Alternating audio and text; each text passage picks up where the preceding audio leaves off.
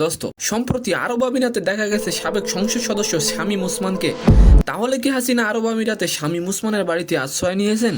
And second নিউজটি থাকবে সাকিব খান তার ফেসবুকে একটি পোস্ট করেন যেখানে লেখা আছে দরদ ভালোবাসা নিয়ে আসছে। তাহলে কি মুক্তির অনুমতি পেল দরদ সিনেমা?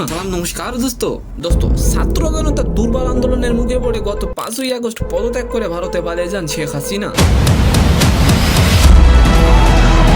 এরপর থেকে ভারতেই রয়েছেন তিনি।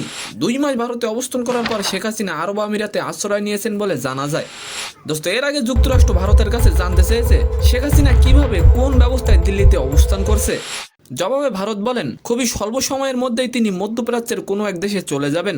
দোস্ত, হাসিনাকে দেশে এনে বিচার করা হোক, আপনি কি চান? অবশ্যই কমেন্ট করে যাবেন। দোস্ত, হাসিনা ঠিক কবে আরব আমিরাতে পৌঁছেছেন তা এখনো পর্যন্ত জানা যায়নি। তবে সম্প্রতি আরব আমিরাতে দেখা গেছে শামীম ওসমানকে। ধারণা করা হচ্ছে সেখানে শামীম ওসমানের বাড়িতে আশ্রয় নিয়েছেন শেখ হাসিনা। দোস্ত, অন্যদিকে সেন্সর সার্টিফিকেশন থেকে মুক্তির অনুমতি পেয়েছে সাকিব খানের নতুন সিনেমা দরদ। মুক্তির অনুমতির পর ছবিটির প্রচারও শুরু হয়ে গেছে। সাকিব খানের ফেসবুকে কয়েকটি ছবি শেয়ার করে সাকিব খান লিখেছেন দরদ ভালোবাসা নিয়ে আসছে। ছবিটির পরিচালক অনন্য মামুন বলেন প্রচার শুরু হয়ে গেছে, 2-1 দিনের মধ্যেই মুক্তির দিনক্ষণ জানিয়ে দেওয়া হবে। তো সম্মানিত দর্শক, আজকের ভিডিওটি কেমন লাগলো অবশ্যই কমেন্ট বক্সে জানাবেন। আর ভিডিওটি যদি ভালো লাগে অবশ্যই একটি লাইক দিয়ে আমাদের চ্যানেলটিকে সাবস্ক্রাইব করে দিবেন। ধন্যবাদ।